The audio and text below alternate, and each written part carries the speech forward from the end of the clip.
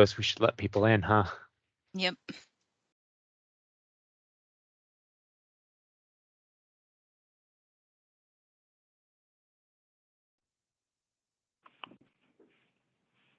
Things they want to show us on anything. I feel this whole comedy says, what is this? What are they talking about? And Anthony takes on, oh yeah. Good afternoon. Hello. Hello. It's like, Hello. Hello. Hello.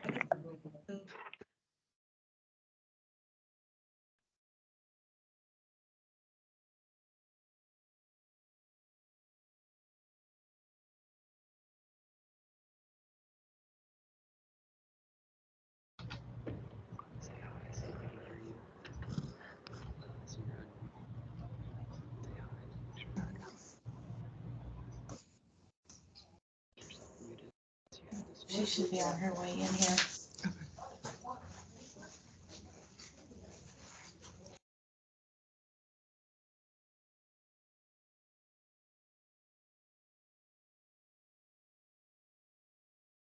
We'll give everyone a few seconds as we have more people trickling in.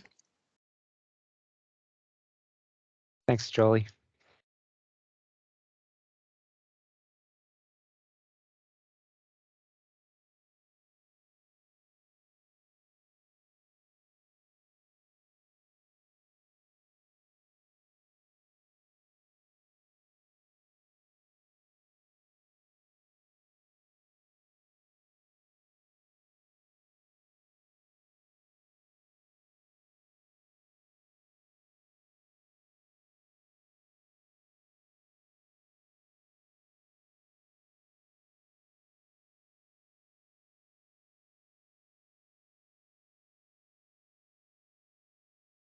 All right. Good afternoon, everyone. It looks like the trickle has slowed, so we're going to go ahead and get started. You should have been notified when you joined, but just so you do know, we are recording this session. We are planning to post it on our partner website probably within the next week or so that anyone who wasn't able to make it can review the information and you'd be able to go back and listen to it again if you need to review anything here. And yes, welcome to kind of our kickoff of program year 2023 for the Energy Assistance Program. We wanted to just have a few sessions to get all of our vendor partners together and just kind of review the kind of the process, the procedures, the requirements, and to give everyone a chance to share any feedback, to ask any questions that they may have, and be able to see if there are any common questions, be able to have everyone more or less hear the same answer at the same time. And so I am, unless anyone else on the ICDA team has anything they want to say in introduction. But barring that, I'm going to go ahead and get started because we do have quite a bit of material here, and I do want to be sure that we are leaving ample time for everyone to share any thoughts or questions they may have.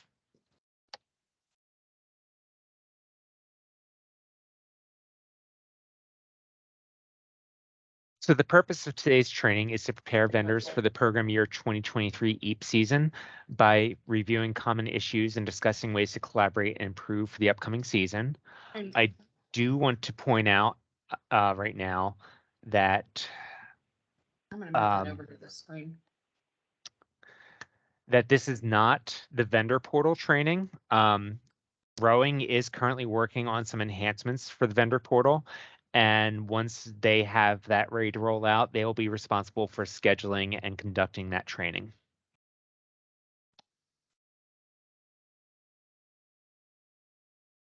So today we're going to cover kind of an overview of the vendor guide and the memorandum of agreement, some common areas of issue that we see, and this includes the moratorium, the transmittal process, vendor monitoring.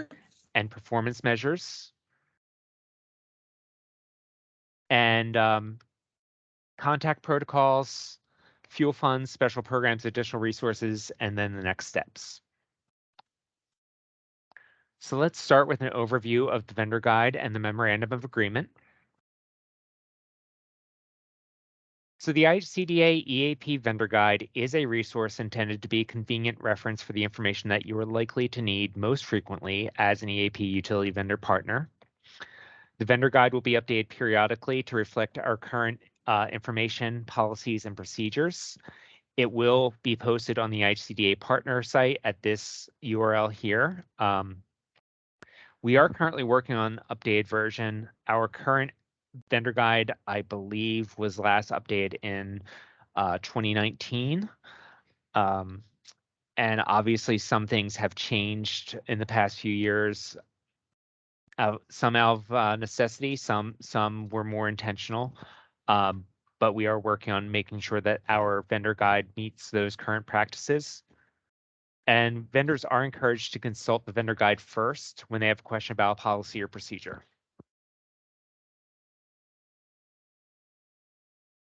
Onto the Memorandum of Agreement, or MOA.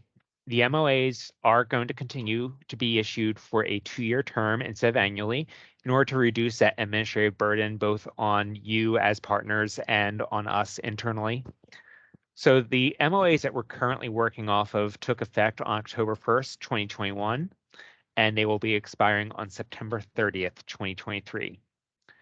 Notice, however, that our financial guidelines do require that ACH authorizations or waivers are completed and submitted annually. So we will be making sure that we get new ACH forms out to everyone. They will be issued electronically using the Adobe Sign process. And in order to reduce paperwork and expedite the process, we do require that all vendors use Adobe Sign to complete and digitally sign and submit those documents unless they lack the technology to do so. So if you're having difficulty with the Adobe Sign process, you would just reach out to us and let us know, and we can work on an alternate process for that.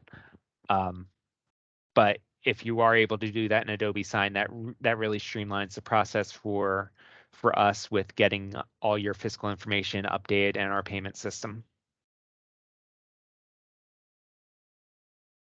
The next slides will cover several items within the MOA that we have received questions on or have seen some vendor partners maybe have some issues with or some other difficulties. So we're specifically going to look at a number of the agreements within the MOA. And the first one is agreement number 3, and that is vendor responsibility for other locations. So this is primarily for corporations or companies that have multiple satellite locations, and especially if it's set up where there's a parent company and a subsidiary location.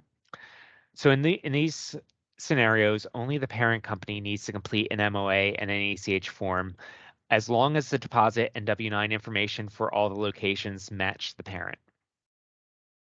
When you do this, all subsidiary locations must be listed on the MOA Attachment B if they handle their own transmittals. Now, if the transmittals are all being handled by a single location, you don't necessarily need to list them as separate locations on the Attachment B. In order to streamline the management of the vendors, we are seeking to reduce the numbers of distinct MOAs and ACH authorizations wherever it's possible. So in cases where the payment goes to the same bank account, those locations really should be grouped under the same parent organization for MOA purposes rather than having a separate MOA for each location. Now, if you have a parent and subsidiary relationship and you have a single MOA, but you have an internal system where a specific person at one of the satellite offices needs to be contacted for pledges or transmittals, I do want to note that that is an issue to be addressed with the local service providers and does not impact the MOA.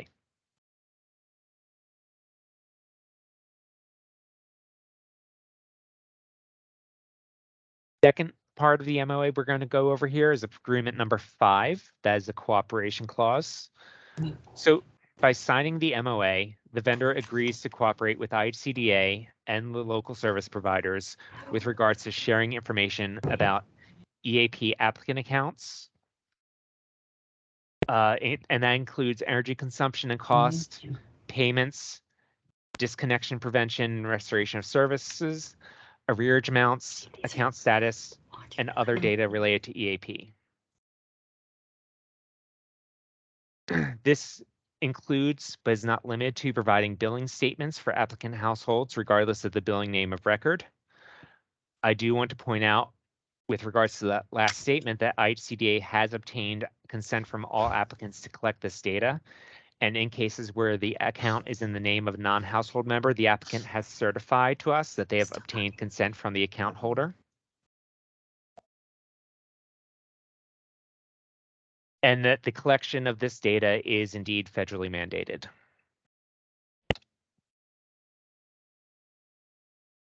Next, agreement number 10, acceptance of payment.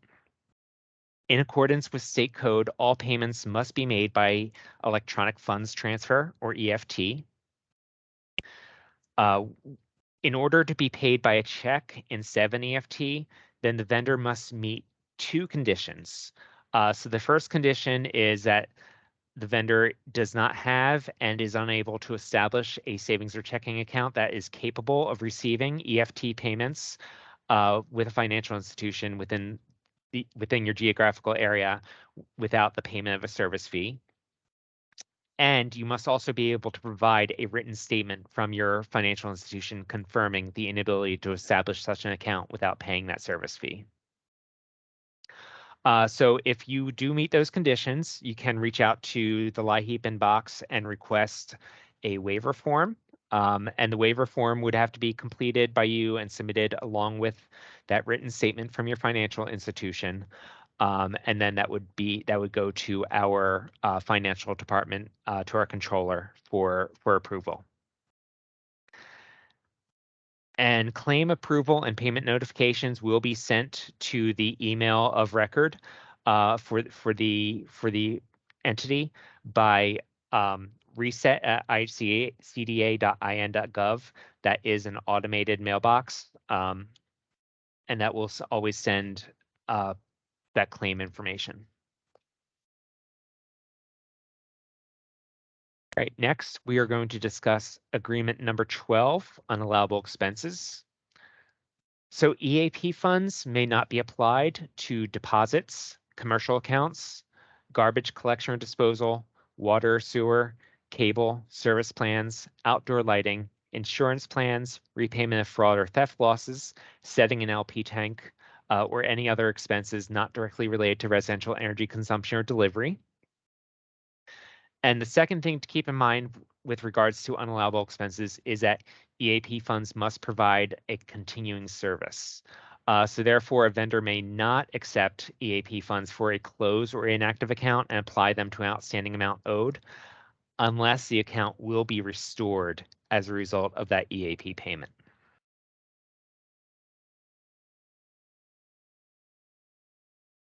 Agreements number 15 and 16 cover refunds and overpayments. Refunds and overpayments are two different things.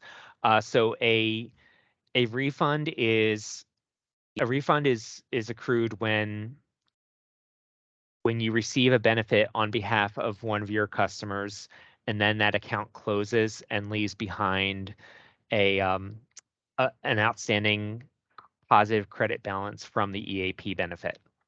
An overpayment is when we discover that our eligibility determination was incorrect, and we either awarded more benefit to the household than they were actually eligible to receive, or we approved them for a benefit when they were not eligible for the benefit at all. And in those, so a refund is always going to be initiated by the utility vendor partner. An overpayment would be initiated by IHCDA or the local service provider.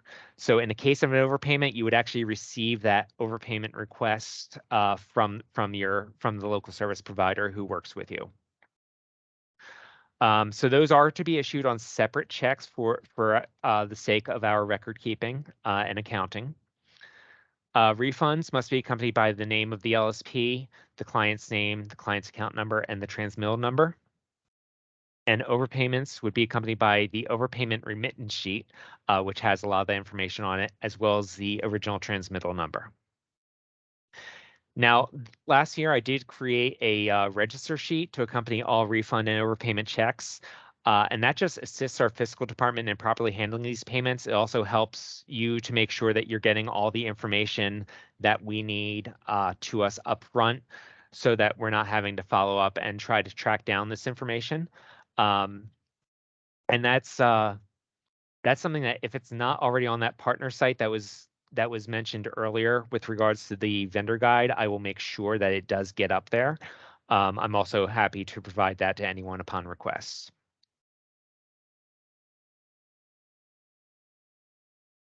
Next, we're going to talk about agreement number 18, which is the equal treatment clause.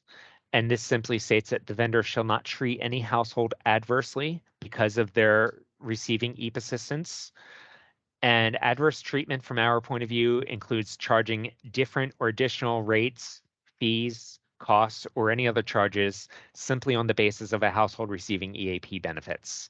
Essentially, if a household is going to be subject to any differing rates, fees, costs, or other charges, it has to be something that is applicable to all of your customers or to customers um, who fall into a certain class, as long as the definition of that class is not that they are low income and or that they receive EAP benefits.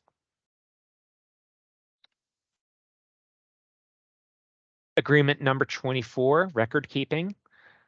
The vendor does agree to maintain an adequate accounting system to allow verification and auditing of the amount of service delivered to eligible households. This does include documentation that LIHEAP funds were not applied to unallowable costs and that refunds and overpayments were remade to IHCDA and not directly to the customer. And remember that it is a federal requirement that records must be maintained for a period of 3 years following the close of a program year. So for instance, records for the upcoming program year, 2023, which will be closing on September 30th of 2023, would need to be maintained until September 30th of 2026.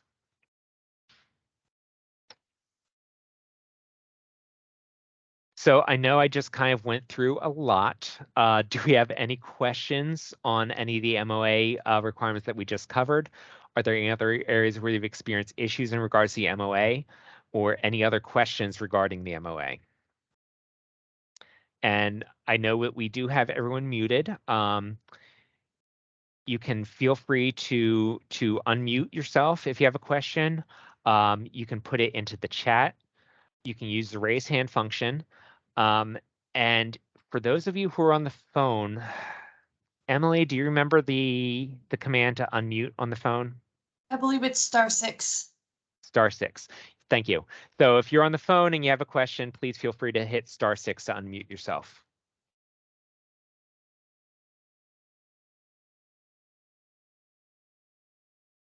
Hi, this is Ashley with Indiana Michigan Power. I had a question about the refunds. You said Yeah. that they had to be individual. Do you mean individual as an EAP separate from any other program or individual per customer? Let me back up. So It says on separate checks. Does that Oh, mean so- a separate check for each customer or just separate for just EAP?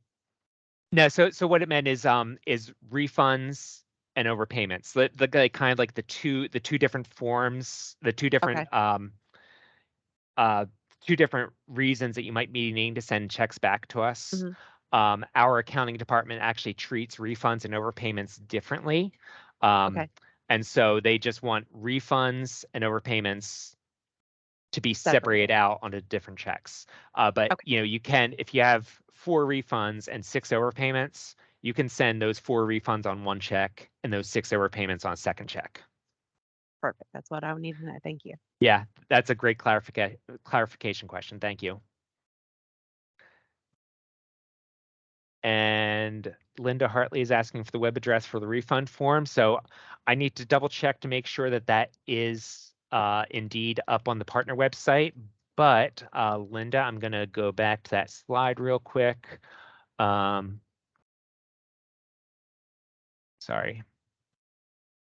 Working on several screens here. And so here is, and Jolie just dropped in the chat. Thank you, Jolie. So that is in the chat, you will see our program partners website, and that's where it should be and where it will be if it's not there already.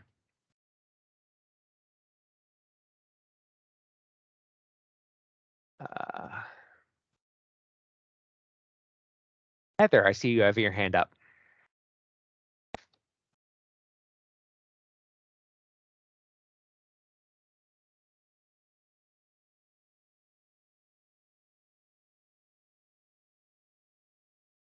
Heather, if you're asking a question, yeah, I think you're on mute still.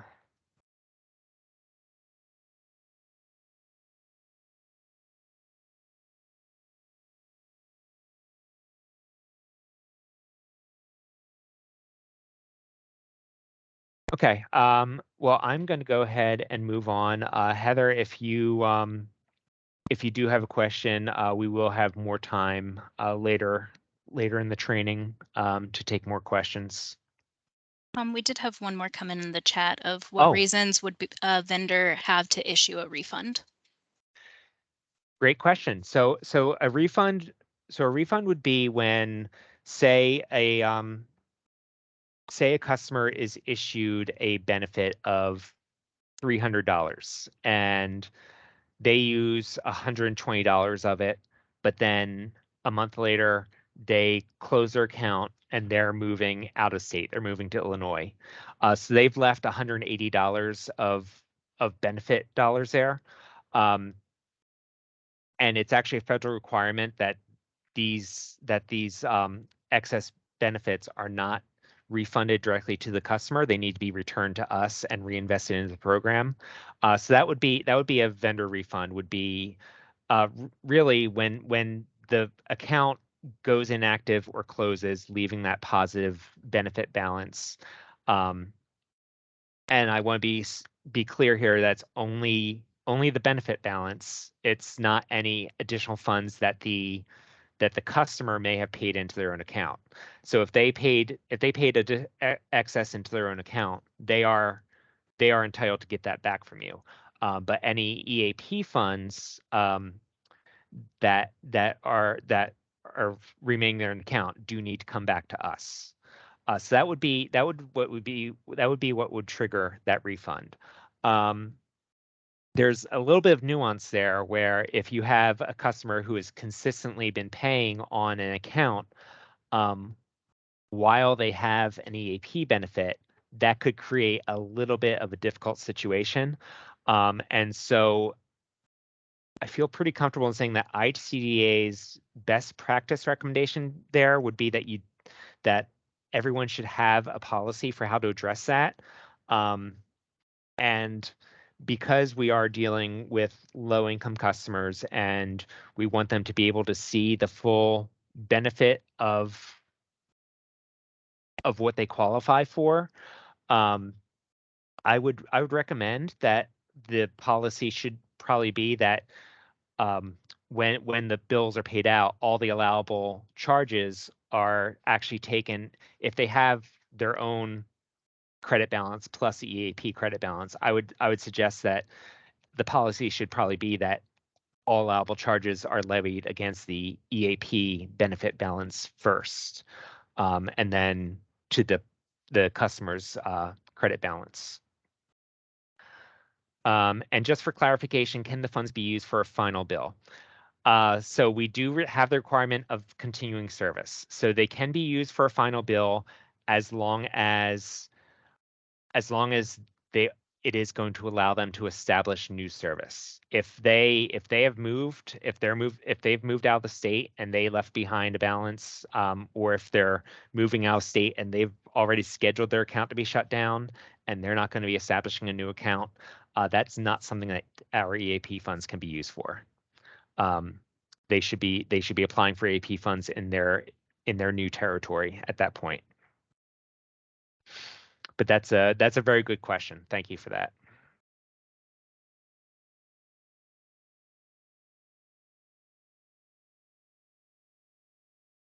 Okay, you're welcome. I'm going to move on now to the common areas of issue that we see. And so we're going to talk a little bit about moratorium, the whole transmittal process in general, vendor monitoring, and performance measures. So let's start with moratorium. So the Indiana moratorium legislation, that is Indiana Code 8-1-2-121. It was enacted by the Indiana General Assembly way back in 1983, and it was last amended in 2006. It does ensure that electric and/or gas utility service is continued while eligibility is being determined for persons applying for LIHEAP assistance. It's effective from December 1st through March 15th of any given EAP program year. It applies to utility providers who supply any metered electricity or natural gas services to residential customers, regardless of whether these vendors are municipally owned, privately owned, or cooperatively owned. So it's kind of unique in that it's enforced by the IURC, but because it is a piece of legislation that was passed by the state assembly, it actually gives the IURC the power to enforce it, even on entities that they typically don't have regulatory oversight for. So once again, moratorium does require electricity and gas utility vendors to provide the opportunity for customers with delinquent accounts to enter into a payment agreement for the delinquent account. The agreement must give the customer adequate opportunity to apply for and receive LIHEAP benefits, and it is subject to amendment if the customer's financial circumstances change. It also allows utility vendor to levy a reasonable rate of interest on any unpaid balance of the customer's delinquent bill. It does allow for termination of services under a limited set of circumstances. So this could be upon request of the customer of record, which, as we all know, might not be the applicant themselves. If a condition dangerous or hazardous to life, physical safety, or property exists, upon order by any court, the IURC, or any other duly authorized public authority. If fraudulent or unauthorized use is detected and the utility has reasonable grounds to believe that the customer is responsible for this unauthorized or fraudulent use. And if the utility's regulating or measuring equipment has been tampered with and the utility has reasonable grounds to believe that the customer is responsible for this tampering. So utility vendors and the local service providers will need to have good communication practices and foster productive relationships in order to comply effectively with the moratorium requirements. So LSPs should only be contacting the vendor to extend moratorium protection prior to benefit determination in cases where they reasonably believe they cannot determine eligibility prior to the disconnection date. That's a lot of words to basically say, we don't want the LSPs to reach out and call you for every single customer that comes through their door with a disconnect notice. If their disconnect notice is in 25 days and the LSP reasonably believes that they can calculate benefit eligibility within 5 days, there's no reason for them to have that extra step of calling you and having you manually enter that account into moratorium. They should just be doing that benefit determination and getting that transmittal to you within 12 days. And that would be well ahead of when that disconnection was scheduled for. However, when LSPs do contact the vendor to extend moratorium protection prior to benefit determination, we have set the expectation with them that they should be providing you with a projected date by which they believe eligibility will have been determined. So for instance, let's say John Smith walks into their doors and he has a disconnection notice for tomorrow. At that point, it's probably pretty likely the LSP will not be able to determine eligibility before 8 in the morning or whenever you start to send out your disconnection orders for the day. So it's perfectly acceptable for them to call you and tell you, hey, John Smith just walked in. He just submitted a signed application.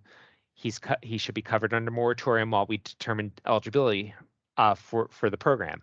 That's fine and good. Our expectation for the LSPs is that when they're doing that, they should let you know.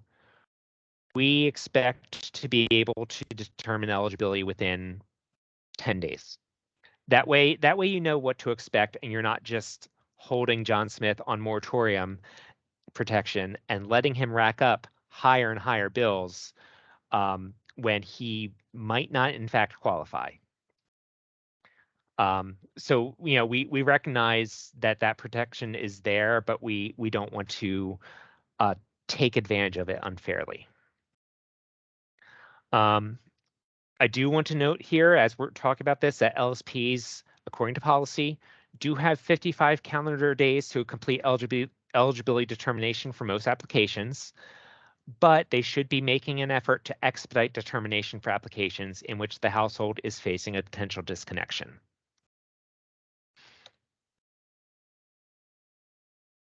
Furthermore, the LSPs should be notifying you when eligibility has been determined so that a pledge can be entered or moratorium protection can be terminated if it turns out that the household did not in fact qualify. Vendors may contact the LSP to inquire about the status of an application that has been placed under moratorium protection while eligibility was being determined if the expected date of eligibility determination that was provided to you by the LSP has elapsed. And I do want to point out here and recognize that some vendors, I know that some of you are on this call right now, some vendors do extend moratorium protection at the beginning of the EAP season. So moratorium, according to the Indiana State Code, starts on December 1st. We start to send out those transmittals on November 1st. And I know that some of you do actually start to extend that protection on November 1st rather than waiting until December 1st. So I just wanted to recognize that and say that we do appreciate the compassion, the commitment to working with us and providing that assistance to the low-income population of Indiana. We recognize that is not necessarily something that works for everyone, but we do encourage any vendors who might be able to take such a policy to consider doing so. Some other considerations with regard to the moratorium. Applicants may at times contact the utility provider during the moratorium period to inform them that they have submitted an application. I think it's not going to be a surprise to a lot of you on this call to hear that we heard about that happening a lot this past year. So our understanding is that some utility providers are requesting their customers to provide proof of an application submission prior to extending moratorium protection. And I just wanted to point out that an applicant who submits an application may not necessarily receive any kind of receipt proving that they submitted that application. And so we do discourage placing that burden of proof, that burden of providing proof of application upon the low-income customer who may be in crisis. Instead, what we recommend is, if you're able to, place a short-term temporary hold on the disconnection while the LSP determines eligibility, and maybe reach out to that LSP to confirm that the customer has in fact submitted that application.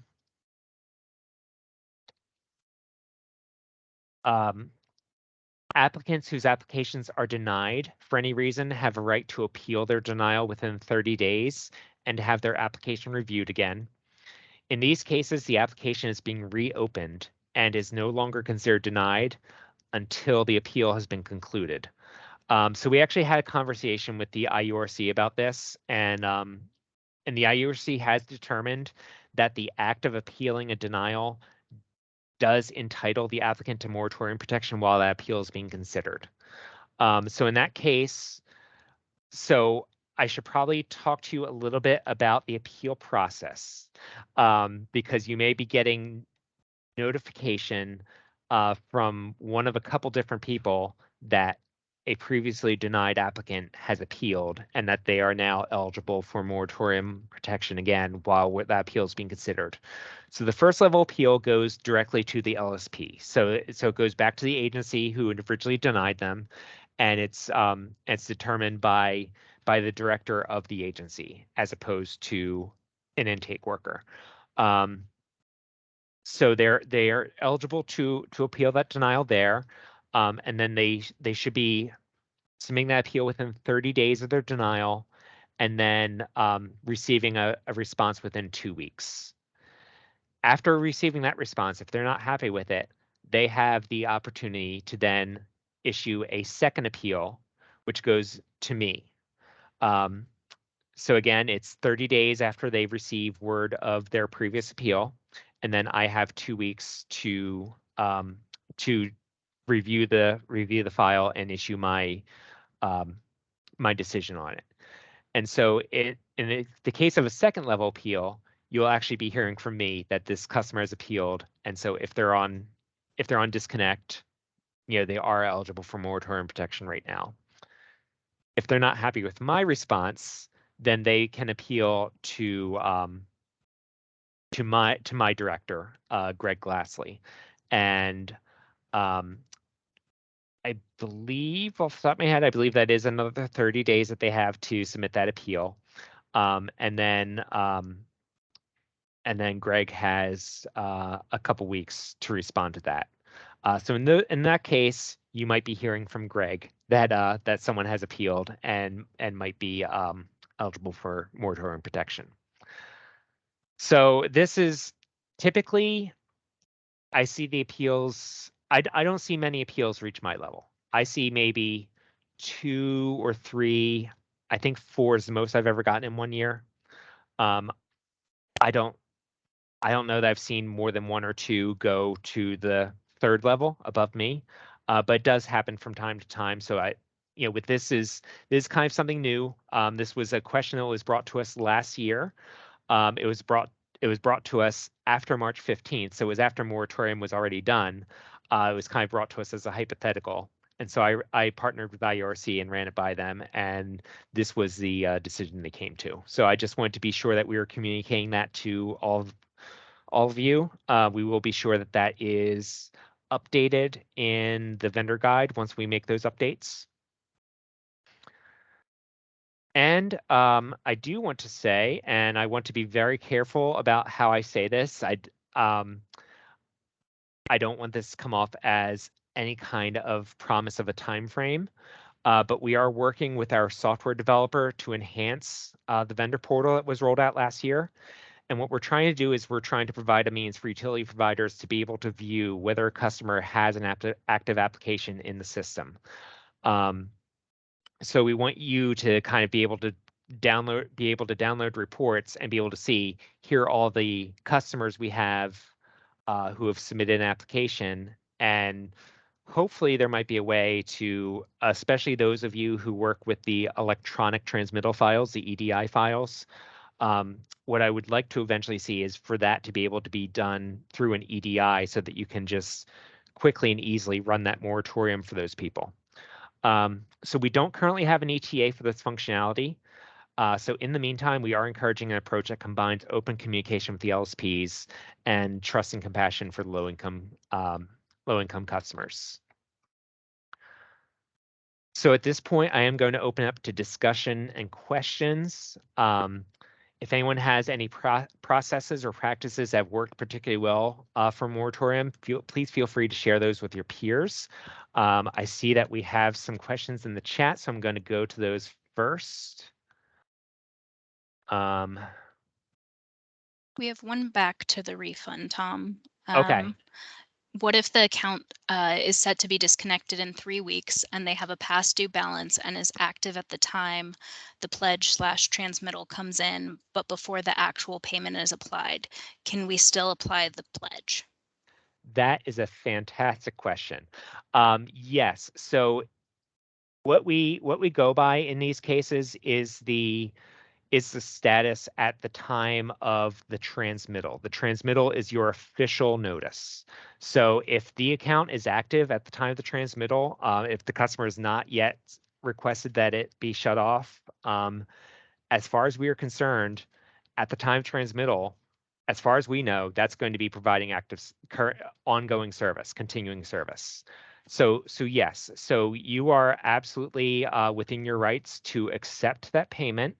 Um, you know, obviously anything that was outstanding at the time, any new charges that were accrued during that time between when the transmittal was sent to you and when they actually shut off the service, and then anything that's left over at that point does get refunded back to IHCDA. So yeah, so if it's not a final bill at the time of transmittal, it absolutely is eligible to receive benefits. So that's a wonderful point, Catherine. Thank you. But yeah, the transmittal is the official notice, and so that should be kind of the yardstick that's used in determining whether it's eligible to receive, whether the account is in an eligible status to receive those benefits. All right. So Jessica Brown is asking about the application rule. If an individual applies for EAP and is later determined unqualified, are they still protected by the moratorium? Jessica, good question. No, they are not. And Jolie, I see that you answered in the chat, but I want to make sure everyone hears the same thing. Yeah, so that temporary moratorium hold protection while eligibility is being determined, that does expire once once that household is determined not to be eligible. And so that is the LSP's responsibility to communicate that to you. We have made that explicit to our subgrantees that they are to communicate that denial to you so that you can cancel that moratorium protection. And they also do reach out to the customer themselves to let them know that they're going to be making that communication to you, and that they should make every attempt to either make an immediate payment or to contact you to make whatever payment arrangements might be available to them to avert that disconnection.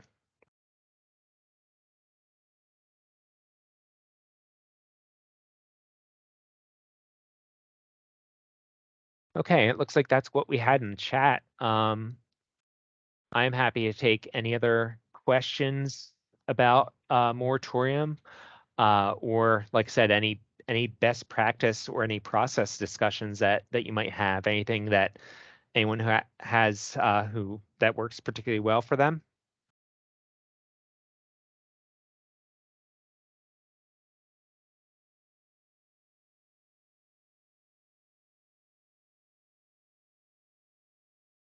All right, hearing nothing, I am going to move along to our next topic, which is the transmittal process. So transmittals serve as the official record of the benefit for which a client has been approved. There are times when a file might undergo some sort of quality assurance check internally sometime after eligibility was determined, but before that transmittal is actually sent to you. And in those cases, they might find errors in the original determination. And that error could go one way or the other. It could lower the benefit, it could increase the benefit. So whenever there's a discrepancy between a pledge received via an LSP contact and the amount that's on that final transmittal, the transmittal amount should be the amount that's considered to be correct. And note that transmittals are not valid for payment until they have been signed by both a representative of the LSP and a representative from the vendor. And any changes made to the transmittal need to be made prior to that execution. So all LSPs have been instructed to ensure that transmittals are generated and sent to everyone at least on a biweekly basis, with weekly transmittals strongly encouraged.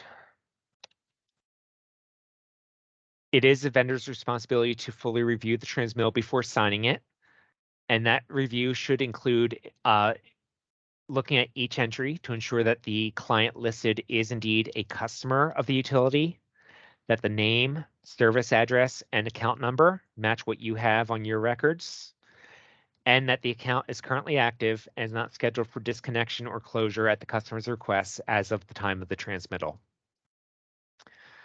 So if there are any errors or any accounts that need to be removed, it is the vendor partner's responsibility to mark these changes directly onto the transmittal report and to adjust the total amount if necessary before signing and returning the transmittal report to the LSP.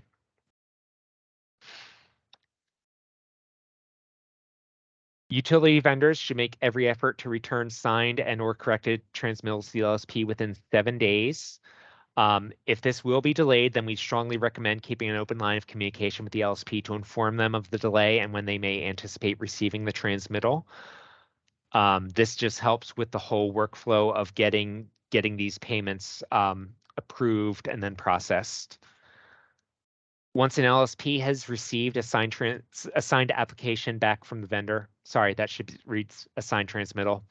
Once an LSP has received a signed transmittal back from the vendor, the LSP has 7 days to submit that transmittal to IHCDA for payment. And then upon submission to IHCDA, payment should be generated within 30 days. And the vendor must apply the benefit credit to the customer's account upon approval of the transmittal, not upon receipt of actual funds.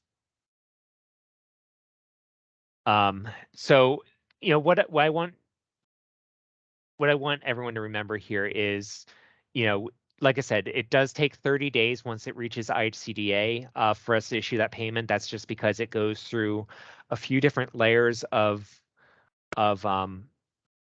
review in our fiscal team. It actually goes through 4 layers of review, and each layer is allowed up to a week to occur. Most of the time, it does take less time than that. The first review, I usually see that happen within a couple days.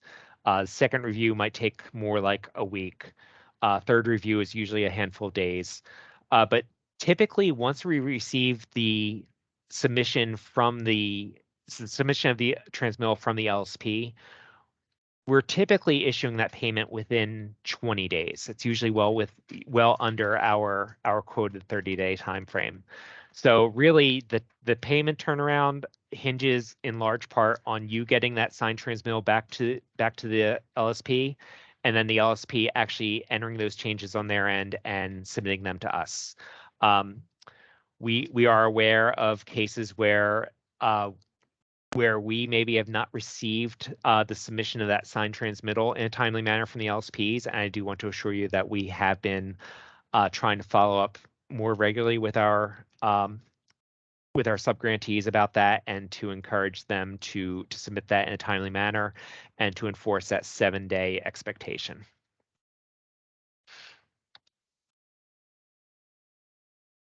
If a subgrantee discovers an error that has been made in benefit or eligibility determination, the LSP may award the client additional funds, or they may submit a negative transmittal to you accompanied by an overpayment remittance. So if it's an error that was in the customer's, if it's an error they found in the customer's favor, if it involves awarding additional funds to that customer, those can be awarded at any time. If it is an overpayment, if they discover that they just gave the customer more funds than they were eligible for, they must submit those within 60 days of that initial approval. Now, if an overpayment remittance is received more than 60 days following the initial approval, you may inform the LSP that the window to request overpayment remittance has lapsed. In this case, it becomes the LSP's responsibility to repay that benefit out of unrestricted funds. Depending on your internal policies and practices, you may choose to accept the overpayment remittance at your discretion, even if it is after the 60-day window has elapsed. And at that point, obviously, it becomes the customer's responsibility to pay that that negative balance that would create.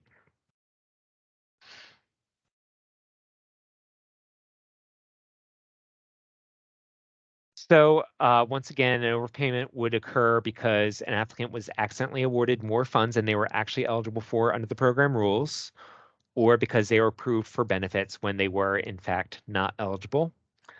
Therefore, as I said, any delinquency caused by the removal of an overpayment from the customer's account becomes the customer's responsibility to pay. So when you do receive that negative transmittal, it's exactly the same procedure for as is for regular transmittal with regards to conducting that review and then returning it to the LSP. The only difference is that there should also be a an overpayment remittance sheet that's generated by our database. After returning the signed negative transmittal to the LSP, the vendor will also sign the overpayment remittance, and that would be sent to IHCDA along with the check and the return payment register sheet that we mentioned earlier. And what happens with those funds is that they are reinvested into the program at large, and they go to fund more benefits for other applicants.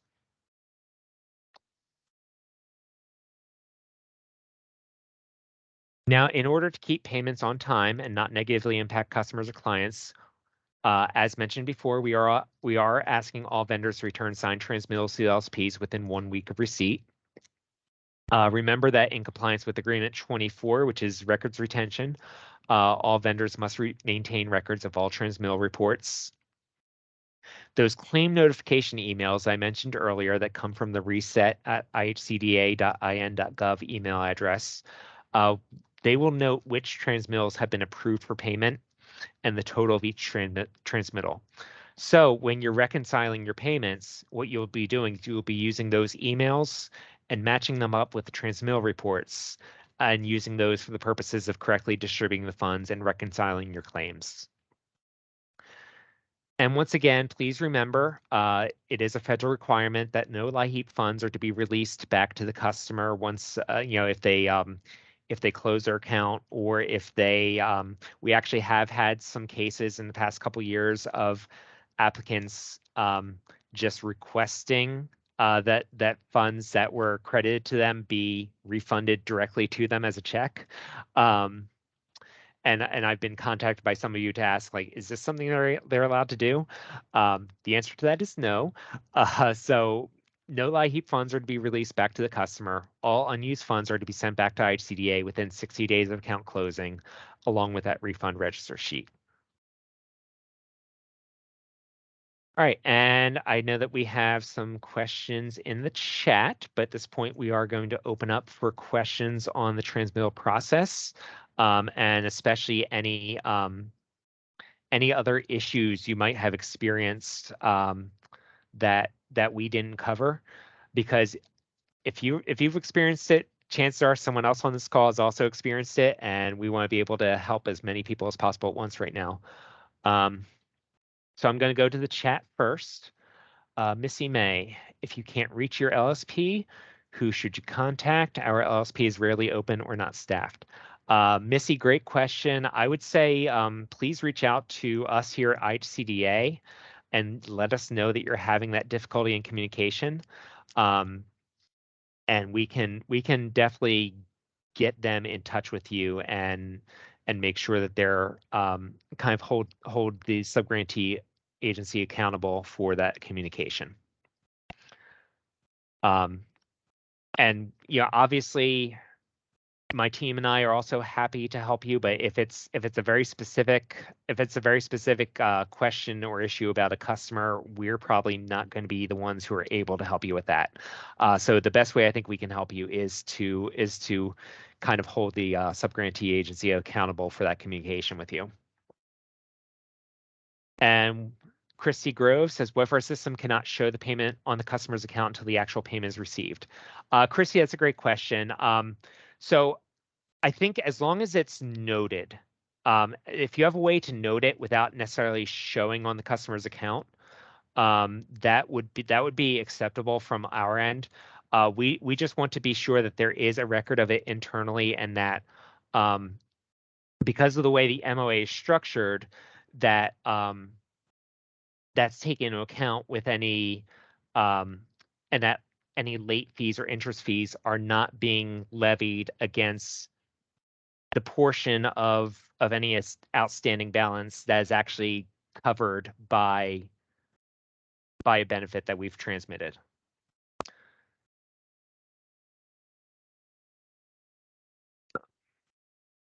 Oh, and I see, Jolie, you addressed the question about not reaching the LSP, so thank you for that.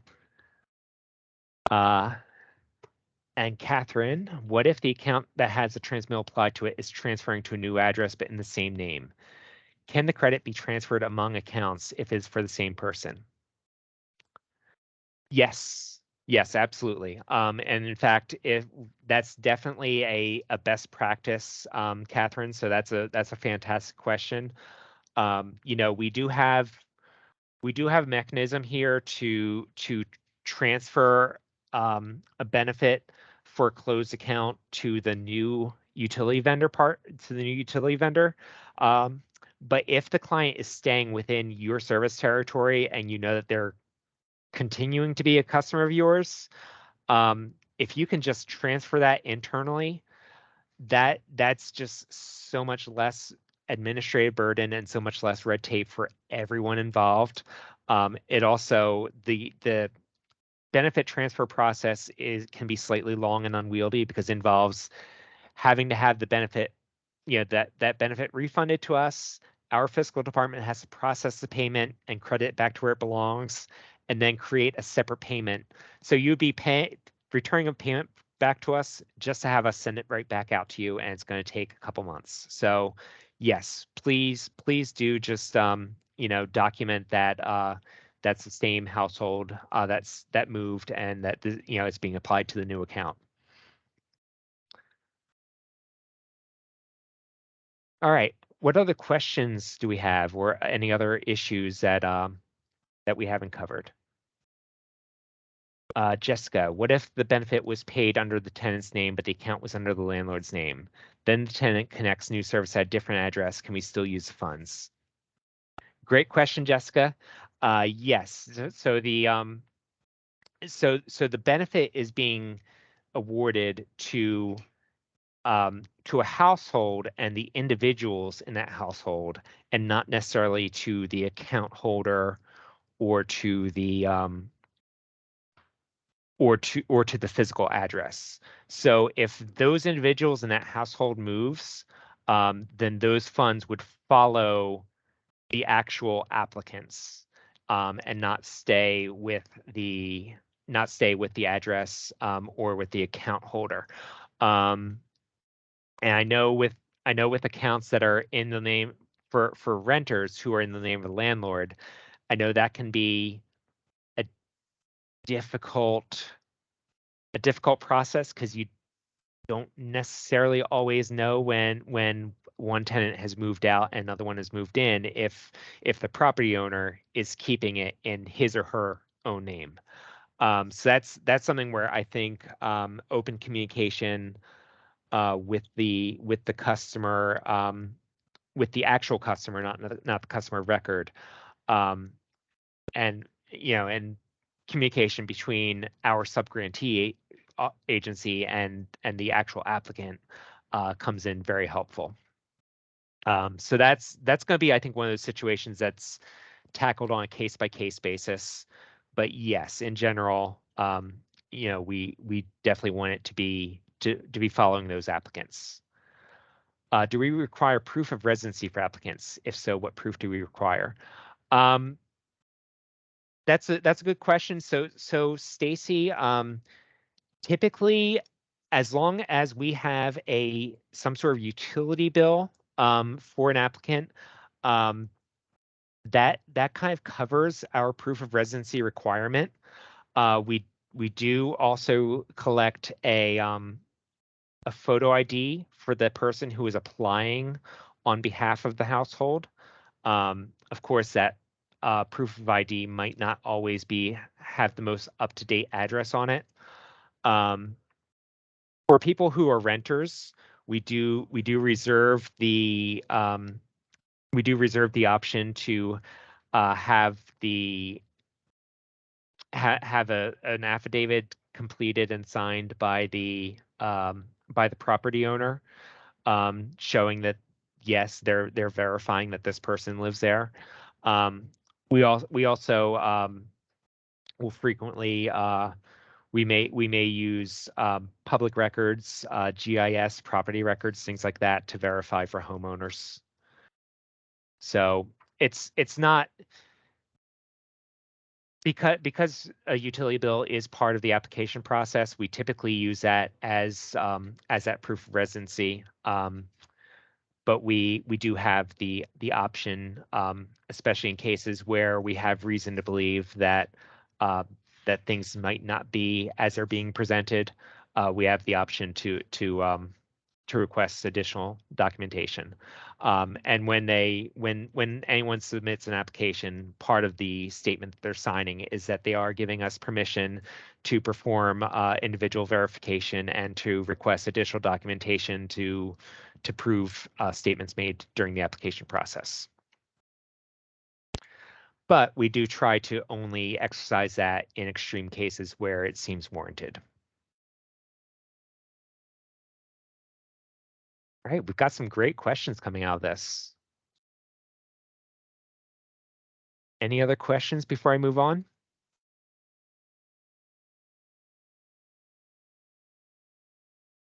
All right, seeing none, let's move on to vendor monitoring and best practice. So, what is vendor monitoring? The purpose of vendor monitoring is to ensure compliance with the LIHEAP program by the utility vendor. It is also an opportunity to improve processes, and it lets us know where areas of confusion or additional assistance are needed. Vendor monitoring is a federally mandated component of the LIHEAP statute, as indicated on the MOA. All vendors that participate in Indiana's low-income home energy assistance program are subject to vendor monitoring, and monitoring will be conducted as a desktop review.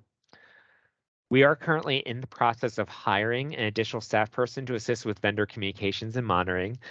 Those of you who have been through vendor monitoring, I know that you've received communication from a handful of different people over the past year or so. But we are in the process of restructuring and hiring someone who is specifically going to be focusing on vendor affairs. And that's going to be the person who will be your primary contact with regards to monitoring.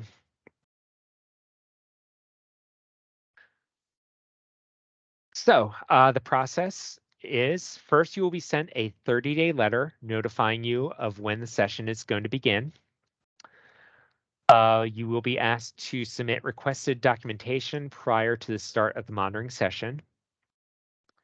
Vendors will then be sent an energy utility supplier survey to complete. And all vendors being monitored will receive an assessment completion report within 30 days of IHCDA completing the desktop review. So the energy utility supplier survey will be required as part of the vendor monitoring process. A sampling of approved accounts found on an EAP transmittal from the program year will be randomly chosen for review. And all vendors are to comply with any request for additional information or documentation as part of this vendor monitoring as stated in the MOA. And from some of the monitoring sessions that we've had, we do have some best practices to recommend to everyone. All vendors should create written processes to promote consistency and program integrity. In turn, those processes can be submitted at time of monitoring to show the utility's processes and program compliance. All vendors should perform internal quality assurance audits on EAP customer accounts. All vendors should create a system to ensure that unallowable expenses are not being paid using the EAP funds.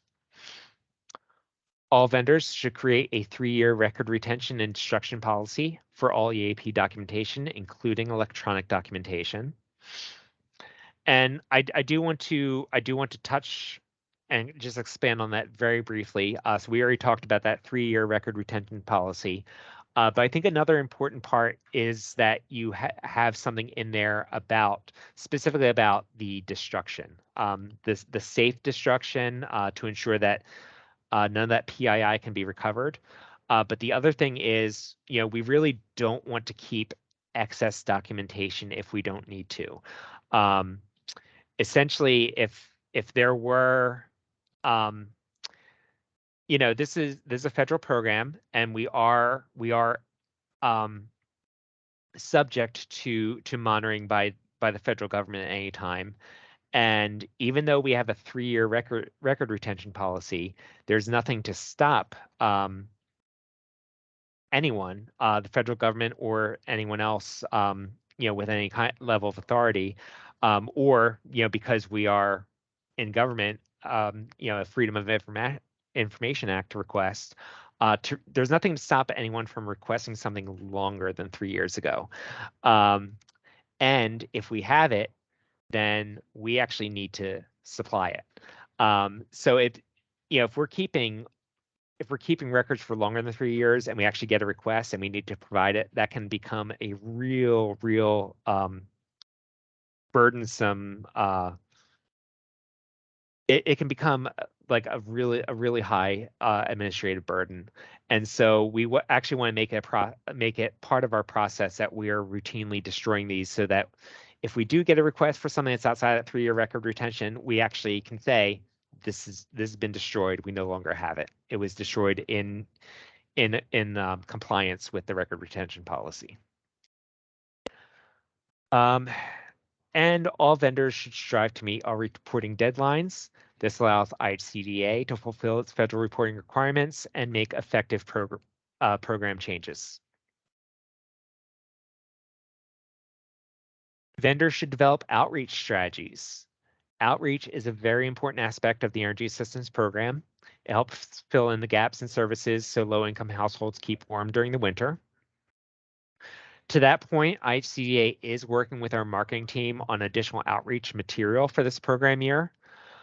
We will be posting some of that material on that partner website that Jolie linked to earlier. And we do encourage you to provide your customers with that information and with other information.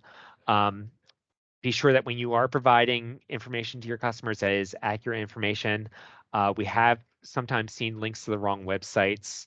And so, for instance, if you're referring people to the online application, we do ask that you use the this eap.ihcda.in.gov link. So the reason that we want them to go to that site in particular is because it has a lot of our disclaimer language and some of our rights and responsibilities language that is federally mandated that we provide. We know that we can't make everyone read it, but we can at least honestly say that we directed people to it. And that also helps them find who their local subgrantee is. It helps them if they do need to reach out to us for an issue, which we try to have them reach out to the LSP first and then have the LSP refer things to us if we need to intervene. But it does be sure that they are going to that they're actually emailing into a shared inbox rather than to a specific person. And it generally provides for better customer service and more responsive service.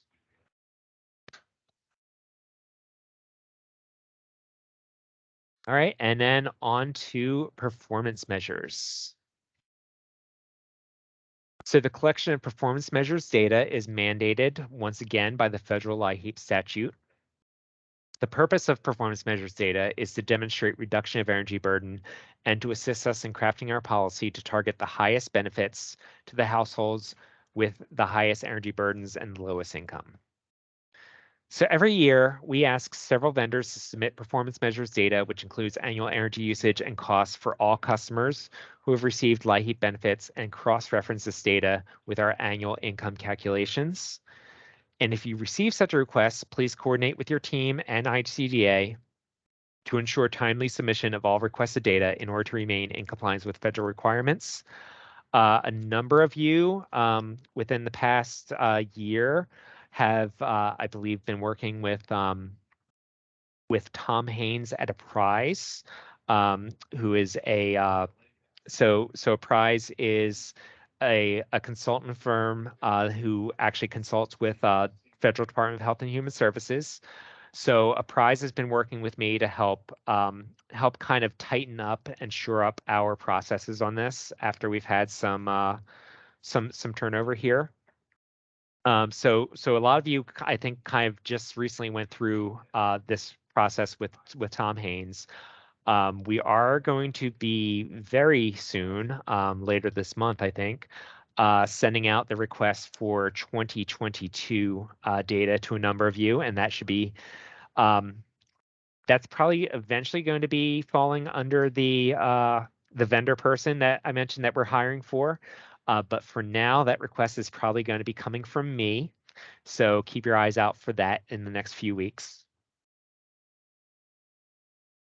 And yeah, we will just it'll be within the next few weeks. I'm going to be determining who needs to submit that performance measures data, and I'll be drafting and sending out those requests. And if you receive that request, just coordinate with me, and we will get through it. So there wasn't a question slide for the vendor monitoring and best practices. So we will use this question slide for performance measures, vendor monitoring, and best practices.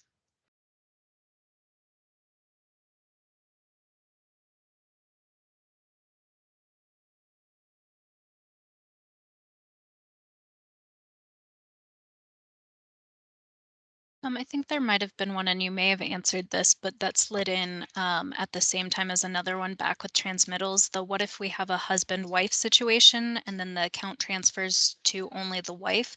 Can that money be moved to the new account? Was that one answered? It was not answered. Good catch, Jolie. And sorry that I missed that, Crystal. Crystal, that's going to have to be that's going to have to be one of those special situations that we kind of look at the facts at the time. I don't know that we necessarily have a black and white clear cut answer on that. That's a little bit of a difficult situation because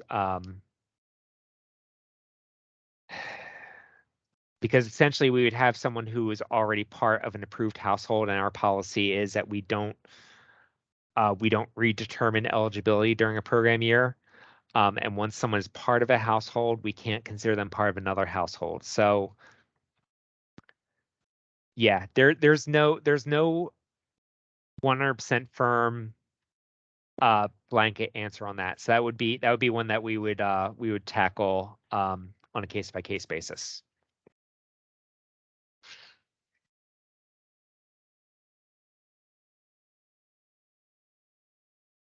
Okay. Oh, looks like I have a new one here, maybe. Oh, you're welcome, Crystal. Okay, moving right along. I think so. Who should I contact? So to help reduce confusion and to streamline communication, you should ensure that you're always communicating with the appropriate entity. So in most cases, the subgrantee or the LSP will be your primary point of contact. However, in some cases, IHCDA may be the primary point of contact. Please do remember, especially when you get calls from some of your customers asking for help, that IHCDA is not the primary point of contact for clients or EAP recipients. Those clients and EAP recipients should always be referred back to their subgrantee. And please ensure that no representative of your organization is providing any IHCDA contact information directly to customers, whether they are EAP recipients or not. Quite frankly, if they're going to be reaching out directly to me or to my team, their messages are probably going to get a little bit buried, and they will get followed up on. But it's probably, they'll receive more prompt answers through their subgrantees. So here's who to contact in different situations. So you would want to contact the LSP directly if you had questions about a specific client or household, if you had questions about a benefit, if you had questions about the submission of a transmittal, if you want to confirm application status, or if you were notifying, if you want to notify of suspected customer meter tampering or unauthorized use, if that customer is an EAP client or applicant. IHCDA would be your primary point of contact for questions about payment that you were unable to answer after review of your transmittals and claim approval emails. For questions about moratorium or MOA terms. For problems getting information from the LSPs. For follow-up on a refund or an energy benefit transfer. Or if you have suspicion of fraud or misconduct from the LSP. And assistance for clients, all referrals to LIHEAP from the vendor should be made to the appropriate LSP or to 211. And 211, they can either dial the phone number or they can go to the website in 211.communityos.org. And then, of course, as mentioned earlier, for more detailed information about the program or for the online application, all customers can be referred to the eap.ihcda.in.gov website.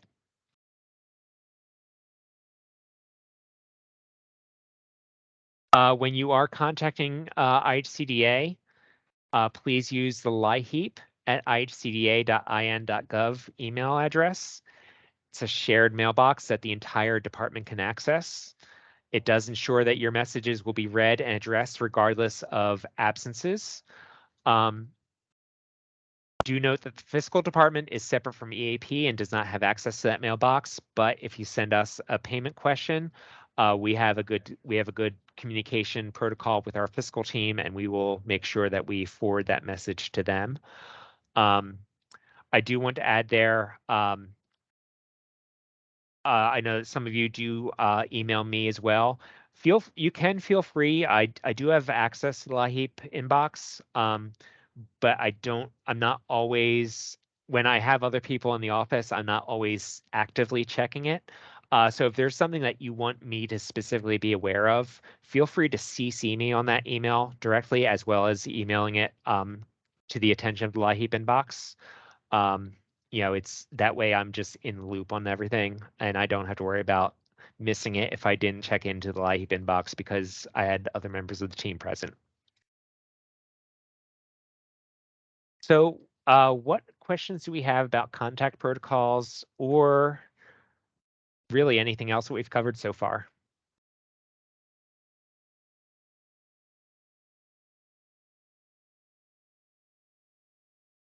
Sarah Sorg, what information will be needed for performance measures? To clarify, you will need this info for all customers who received assistance. Sarah, yes. So I'm trying to think of the form off the top of my head. But I believe what we look for is, so we send you basically a list of the customers identified by, I believe, by utility account number who received assistance for the program year. And yes, it is all customers who received the assistance for the program year.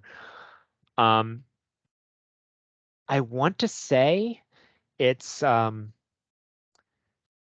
usage and the total amount billed. I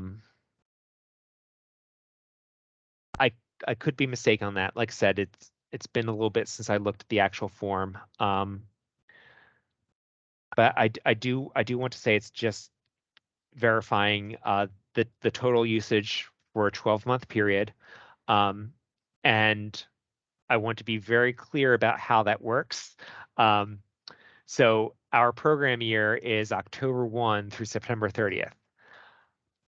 All that's required for this is that the numbers that you provide cross over some of that. So if you're able to provide October 1 through September 30th, that is fantastic. If your system is not set up to provide that data, but you're able to provide January 1 through December 31st, and you provide that January 1 through September 31st of 2021, that would cross over at least part of that October 1st through December 31st of 2021. That's part of our program year. So that would be great. We just need a consecutive 12 months that crosses over our program year of usage, the actual usage and the actual amount billed. I believe that's what it is. And to be clear, not every vendor is going to be asked to provide this. We do rotate it somewhat. We do tend to, because of the best practices provided to us by Apprise and Health and Human Services, we're trying to get a representative sample of the state, and the easiest way to get a representative sample is to focus our efforts on the utility providers who provide services to the largest number of applicants. So, you know, I'm going to be very transparent here and say that, you know, it tends to be the larger vendors, the vendors for each fuel type who serve the most of our applicants, who typically are having to be reached out to for this data. We may occasionally kind of, you know, switch up a little bit and pull in, you know, sub out some different vendors for vendors who might have done it in previous years. But typically it's going to be the larger vendors who have to do this. So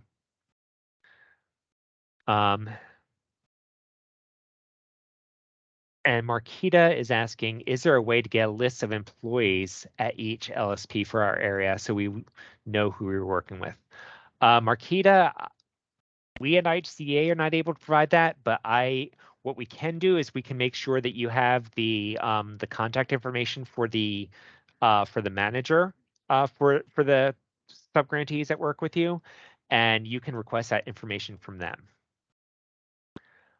So feel free to, you know, if you're unsure about that contact information, feel free to reach out to us at LIHEAP at ihcda.in.gov, and we'll just let us know what counties you cover, and we'll be happy to get you that contact information and get you in touch with them so that you can request that information.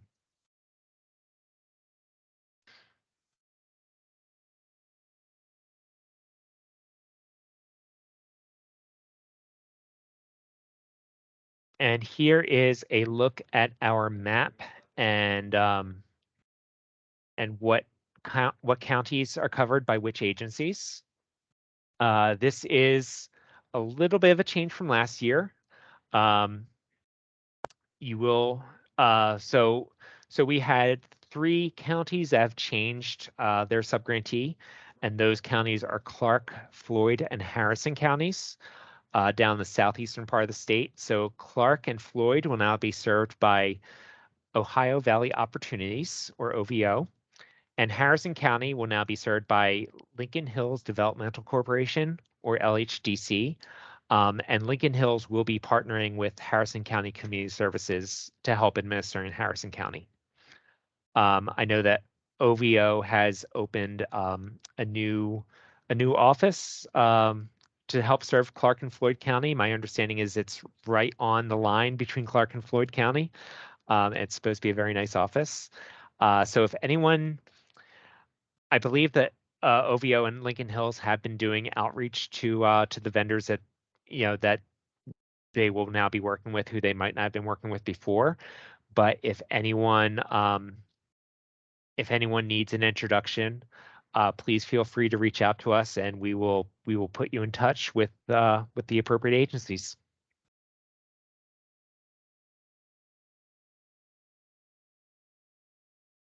All right, moving on to fuel funds, special programs, and additional resources.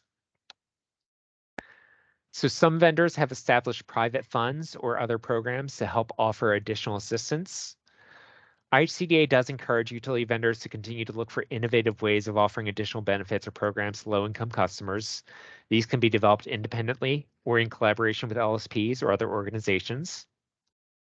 And if you would like to develop a special program or a fuel fund, IHCDA encourages you to coordinate with INCA, that's the Indiana Community Action Association, or any LSPs that you work with for feedback or ideas. So kind of wanted to open it up and see if anyone has any other resources that they've used in the past that have been useful, or if there's any additional support you need from IHCDAs or from IHCDA or the LSPs.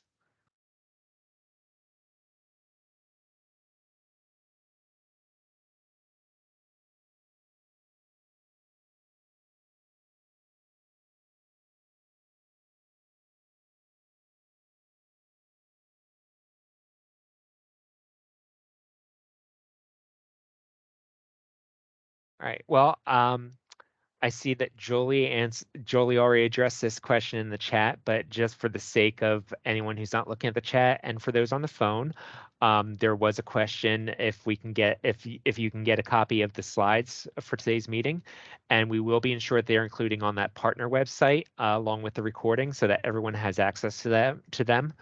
And we will also, especially for the benefit of those of you who are on the phone, we will be sending out an email to let you know when these have been posted.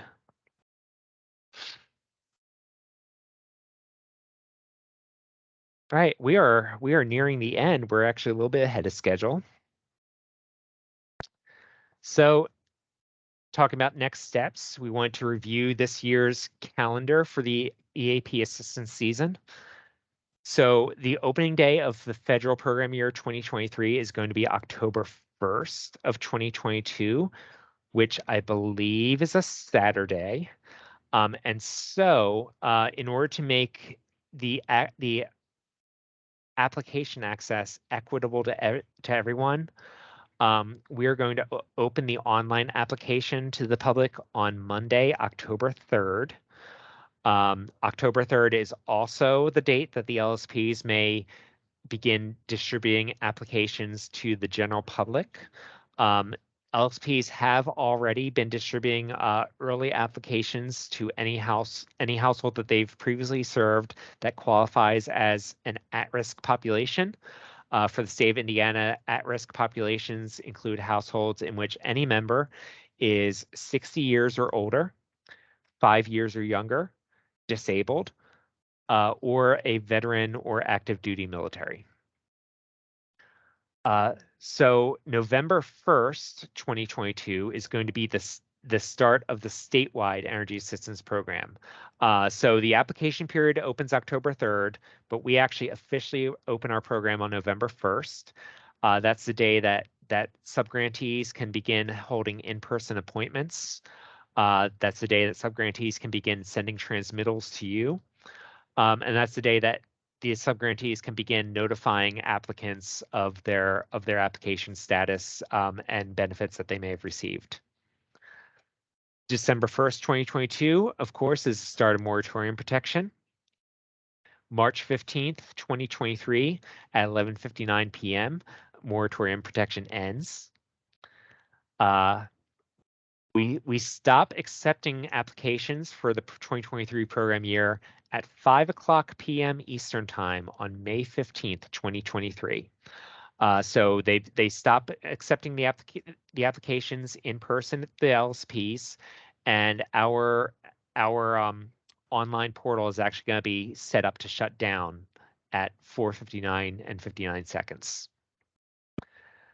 After that, the agencies have 2 weeks adjusted for Memorial Day to finish the processing on those incomplete EAP applications. So that's going to be due on May 30th of 2023. Barring any extensions that we might need to grant on a case-by-case basis, we would expect those final transmittals to be submitted to you by June 10th of 2023.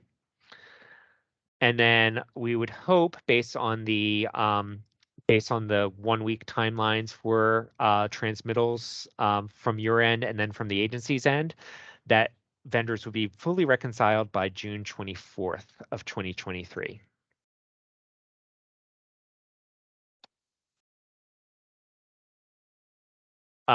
So we do want to thank you for attending this training and for the hard work that you complete throughout the program year to help make EAP a successful program. Once again, any questions or concerns, you can reach out to LIHEAP at ihcda.in.gov. You can CC me on it if you need to. IHCDA will be updating our vendor guide and the marketing material in preparation for the 2023 program year. Once again, that will be posted to our partner site so that everyone has access to it, along with these slides and this recording. And as a reminder, we are still working with Rowing in order to get the vendor portal enhancements completed and to have that training scheduled. So once they're completed, they will be able to proceed with training. What we're probably going to do is we're going to have Rowing schedule that, and then we will probably send that out to you ourselves. We will forward that invite to you. Another question has come in the chat.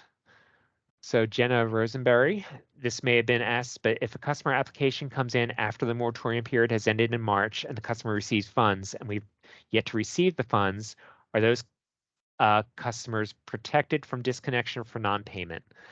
Jenna, that's a wonderful nuanced question. So no, they're not covered under moratorium. However,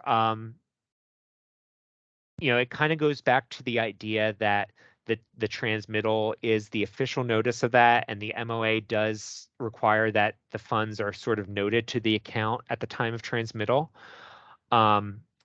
So to the extent that that benefit has mitigated that disconnection amount, then yes, they would be protected. But if they have, especially, if it only covered part of that disconnection amount and they still have more, say the disconnection amount was $600 and they only qualified for $450, then that we would expect that $450 to not be taken into account for a disconnection.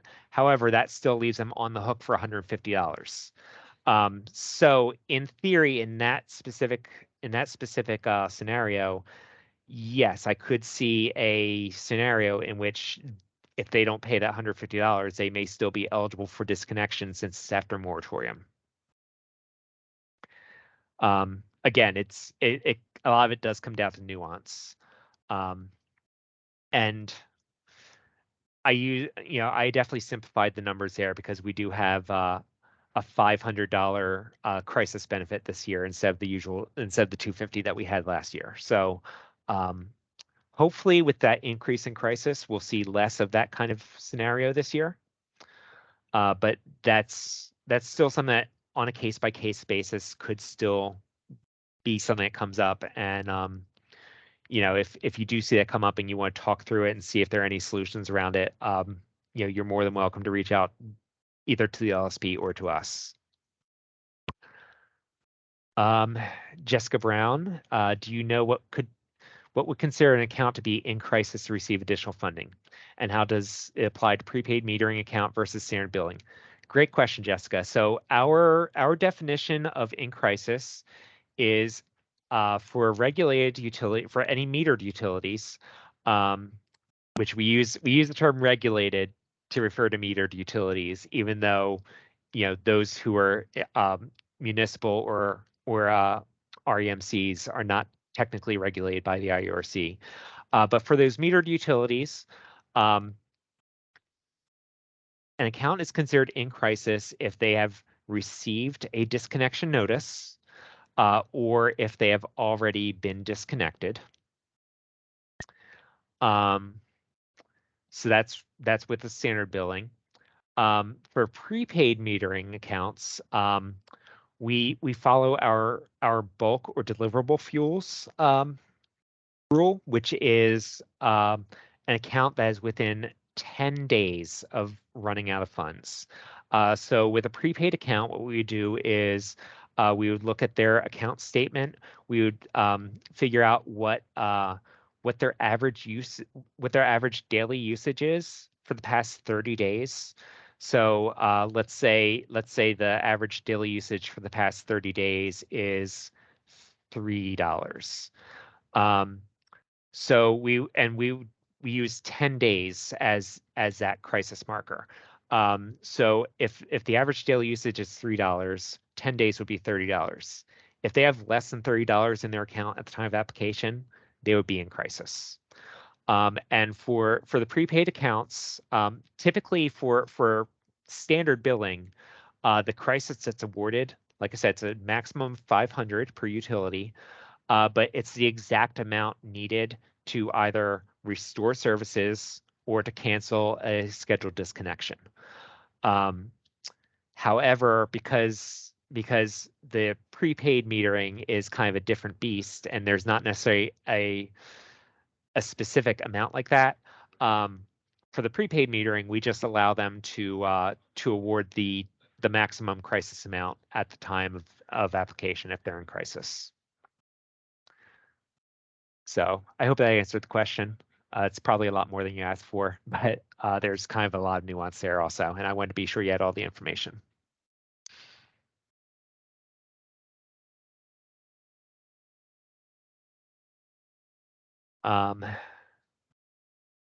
So you're welcome. So we are 24 minutes ahead of schedule. We have time for more questions. We have time for discussion. We have time for off-topic questions if anyone has off-topic questions.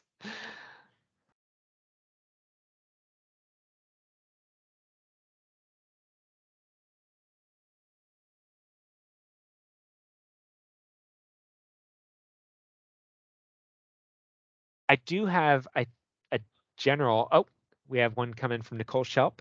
What documentation is vendor required to keep for 3 years? Good question, Nicole. So that's pretty much anything related to EAP. You should be keeping a copy of your MOAs, a copy of any ACHs that you send, definitely all of your transmittals,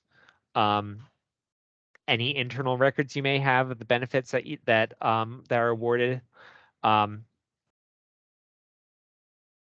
Jolie, can you think of anything else? Does that cover it, do you think?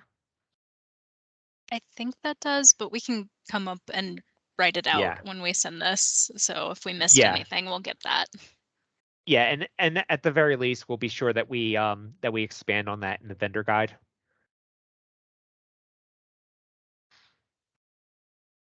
That's that's a very good point, Nicole. Thank you for bringing that to our attention, that we don't necessarily specify that. Linda Hartley says Social Security will be raising their payment amounts for 2023. Will your income requirements increase also? Good question. Yeah, Linda, we do.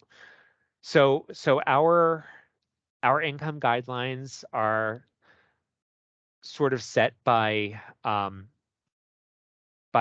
HHS and OMB. So we get an update bulletin every summer, basically telling us here's what the updated federal poverty guidelines are, and here's what the updated state median income for your state is. And we are given a degree of flexibility to set our income guidelines within that. Essentially, we have to ensure that at the very least, we're not setting our income guidelines lower than, I think, 125% of federal poverty. It might be 115. But we can't go lower than that. And our upper limit is the higher of either 150% of federal poverty or 60% of the state median income.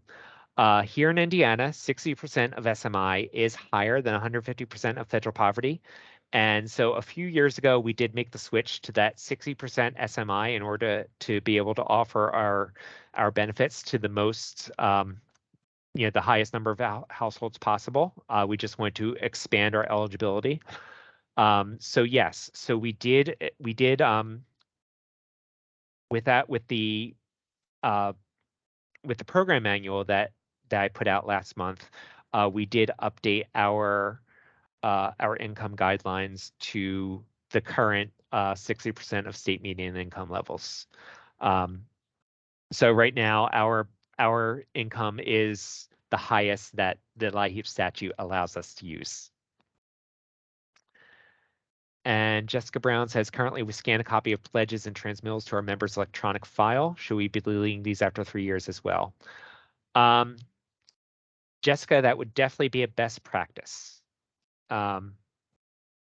Just because, like I said, if an errant request happened to come through, if we have it on file, even though we're not required to keep it longer than 3 years, if we have it on file, we are compelled to provide that. And like I said, it can become really burdensome to dig through and provide all of that information, even if it's outdated. So yeah, so I would say it's a best practice to delete those after 3 years.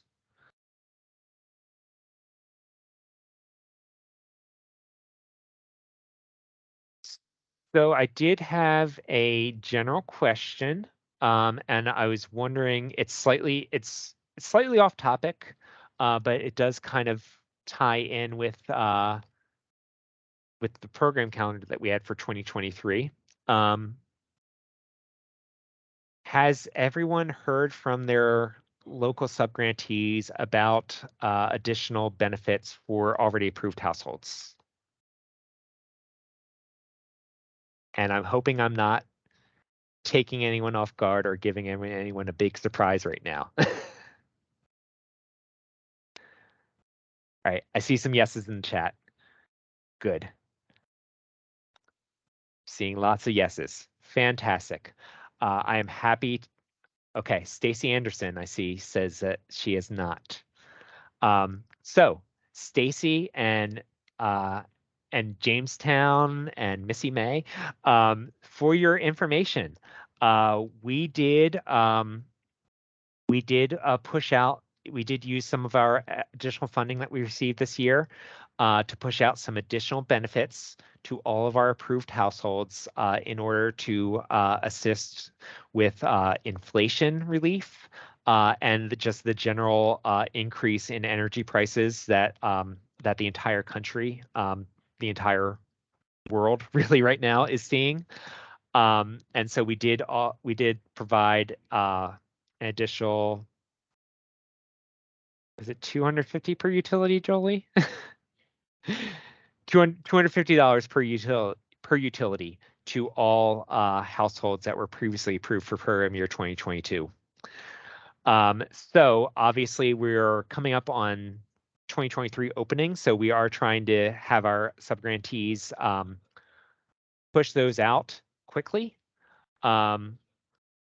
So for those of you who have not heard from your subgrantees yet, I would strongly recommend that you reach out to your subgrantees, and if you work in multiple counties and you have several subgrantees that you work with, if there are any that you haven't heard from yet, please, I would recommend that you reach out to them and ask them when you can expect to see those.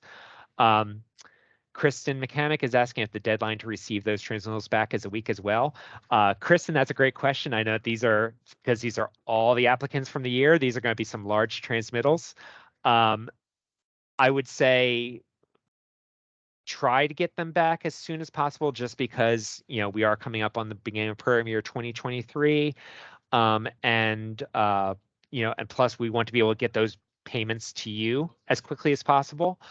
But at the same time, I know that that's a lot to review, and it's important to us that you do take the time that you need to review those appropriately, so that we're not sending out payments that just need to be returned to us. So I'm not going to say that there's a week deadline. Take the time that you need. But we would like to expedite getting these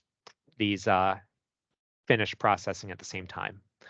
And I do apologize that they went out so late in the game. We had some difficulty with the software vendor and some discussions with our fiscal team and the legal team as far as how to actually get this done and document it properly. That slowed us down from our initial timeline. But yeah, definitely those of you who have not heard from your LSPs about this, please reach out to them and ask them when you can expect to get those transmittals. Because they should have gotten them to you already.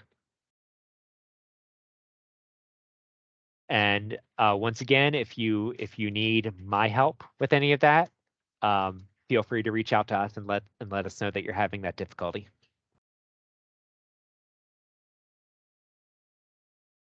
All right.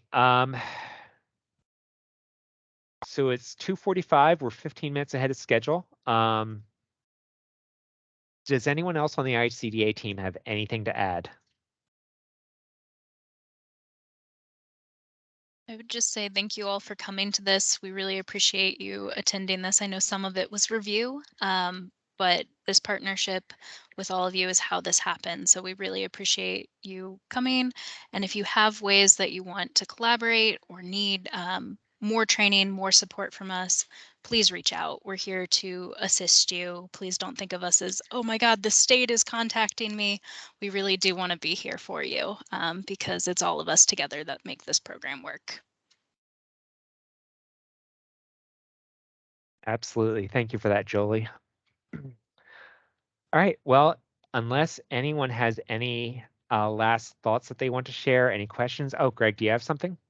Well, I was just saying that the questions were really, really thoughtful and really good. And I think, as Tom alluded to, and you guys, some of these are very nuanced answers. They're not nearly as clear cut as some of them seem like they should be on the surface, and it kind of really depends on that situation. So, as questions arise, as you feel free to send them our way, because we do want to make sure that we're making it easy on you as possible. So some of them just need that little bit of clarity to get you in the right direction. And also as Tom alluded to, when we hire our vendor kind of analyst, we'll have a more direct contact for you all to reach too. So we're excited about that.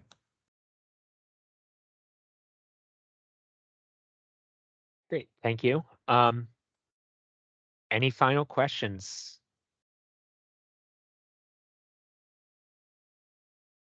All right, well, I'm happy to give everyone back 13 minutes of their day. I want to echo Jolie and Greg and just thank everyone sincerely for your thoughtful questions and your engagement with this. And I'm looking forward to a very successful program year 2023 and beyond. Thanks, everyone. Have a great day. Thanks. Bye.